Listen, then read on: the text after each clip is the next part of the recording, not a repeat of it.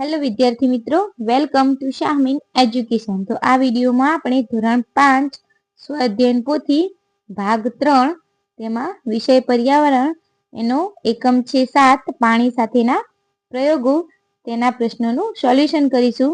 તો ચલો વિડીયોને સ્ટાર્ટ કરીએ. તો અહીં આપણને એકમ એટલે કે પાઠ 7 આપેલો છે પાણી સાથેના પ્રયોગો. એ પ્રશ્ન 1 છે, નીચે આપેલી વસ્તુઓ પાણી ભરેલી ડોલમાં નાખતા કઈ વસ્તુ તરશે અને કઈ વસ્તુ પાણીમાં ડૂબશે તે પ્રવૃત્તિ કરી નક્કી કરો. યોગ્ય ખાનામાં ખરાની એટલે કે ટીક, ખરાની નિશાની એટલે કે ટીક કરો.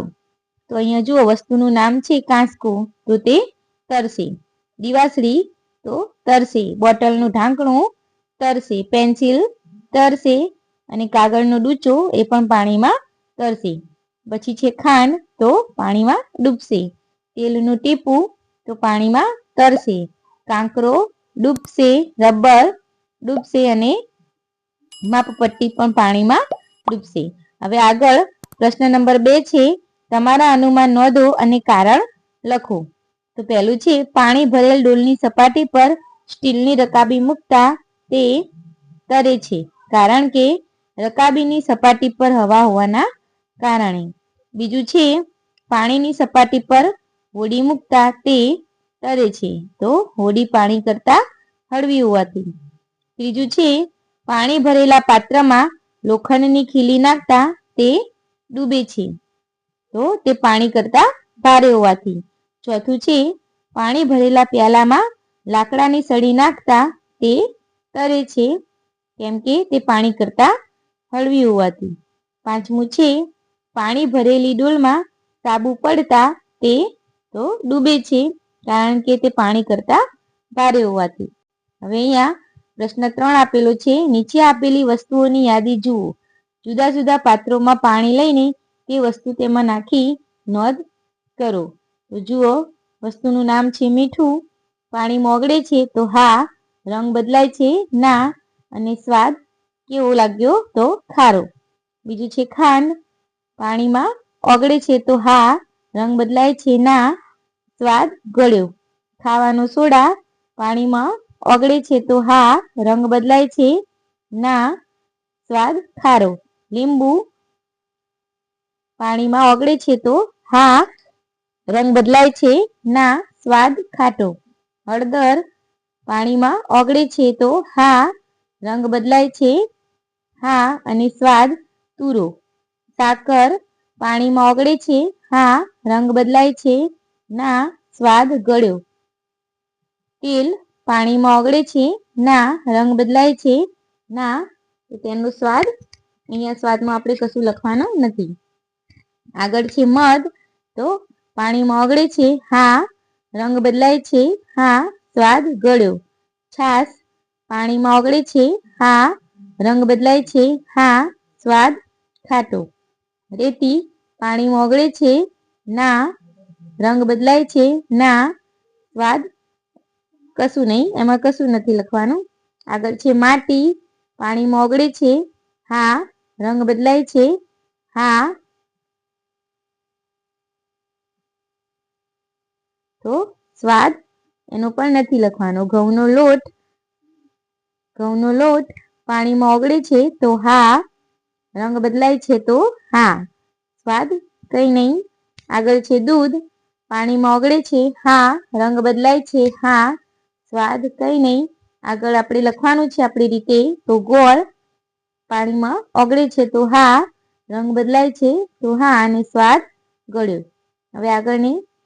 હવે આપણને આગળ પ્રશ્ન 4 આપેલો છે, ઉપરોક્ત કોષ્ટકને આધારે જવાબ આપો. તેમાં પહેલો પ્રશ્ન છે, પાણીમાં ઓગળતી વસ્તુઓ કઈ કઈ છે?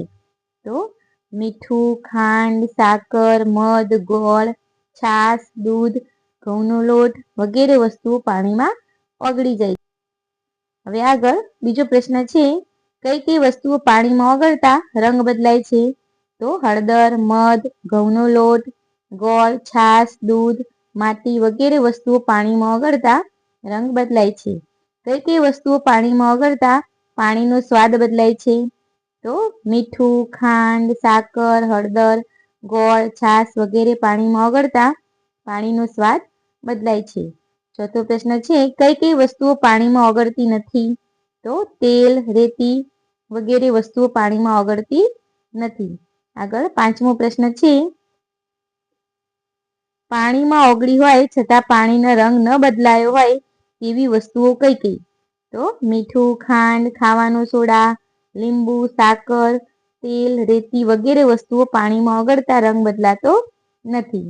હવે આગળ છે પ્રશ્ન 5. પ્રશ્નોના જવાબ લખો. તો પહેલો પ્રશ્ન છે એમાં, ચોમાસામાં વરસાદ પડ્યા પછી પાણી ભરેલા ખાબોચિયા કેમ સુકાઈ જતા હશે? તો ખાબોચિયામાં રહેલું થોડું પાણી જમીનમાં શોષાઈ જાય છે અને થોડું પાણી બાષ્પીભવન થઈ જાય છે. આથી ખાબોચિયા સુકાઈ જાય છે. હવે આગળનો પ્રશ્ન છે બીજો, આશાની મમ્મીએ કપડાં ધોઈ દોરી પર સૂક્યા તો થોડી વારમાં કેમ સુકાઈ ગયા હશે? તો દોરી પર સૂકેલા કપડાને સૂર્યનો તડકો અને પવન અડતા કપડાનું પાણી બાષ્પીભવન થઈ જાય છે, તેથી કપડાં સુકાઈ જાય છે. હવે આગળ પ્રશ્ન 3 છે, અમરે પાણી વડે પોતાની સ્લેટ ભીંજવી, તેની સ્લેટ થોડી જ વારમાં કોરી પડી ગઈ. આવું કેમ થયું હશે? તો અમરે પાણી વડે પોતાની સ્લેટ ભીંજવી અને તેની સ્લેટ થોડી જ વારમાં કોરી પડી ગઈ, કેમ કે પાણીનું બાષ્પીભવન થઈ ગયું. હવે આગળ છે પ્રશ્ન નંબર 6. આપેલા વિકલ્પોમાંથી સાચો વિકલ્પ શોધીને ખાનામાં લખો. તો પહેલો છે, નીચેનામાંથી કઈ વસ્તુ પાણીમાં તરશે? તો એનો જવાબ થશે સી, પ્લાસ્ટિકનો દડો. હવે આગળ પ્રશ્ન નંબર 2 છે, નીચેનામાંથી કઈ વસ્તુ પાણીમાં ડૂબશે? તો તેનો જવાબ થશે એ, લોખંડની ખીલી. આગળ પ્રશ્ન 3 છે, પાણીમાં ઝડપથી ઓગળી જશે? તો તેનો જવાબ થશે બી, મીઠું. પ્રશ્ન 4 છે, તડકામાં શું જલ્દી સુકાઈ જશે? તો તેનો જવાબ થશે એ, હાથ રૂમાલ. પાંચમો પ્રશ્ન છે, નીચેનામાંથી કઈ વસ્તુ તડકામાં સૂકવીને બનાવવામાં આવે છે? તો તેનો જવાબ થશે બી, પાપડ. હવે આગળ અહીંયા છેલ્લો પ્રશ્ન આપેલો છે આપણને, પ્રશ્ન 7. તમારા ઘરે કયા કયા કામોમાં પાણીનો ઉપયોગ થાય છે તે લખો. તો મારા ઘરે રસોઈ કરવા, વાસણ ધોવા, કપડાં ધોવા, પોતું કરવા, નાહવા માટે જેવા કામોમાં પાણીનો ઉપયોગ થાય છે. તો અહીંયા આપણે પ્રકરણ 7 પાણી સાથેના પ્રયોગો તેનું સોલ્યુશન અહીંયા પૂર્ણ કરીએ છીએ. તો વિડીયો ગમ્યો હોય તો વિડીયોને લાઈક, શેર અને સબસ્ક્રાઈબ કરવાનું ભૂલતા નહીં.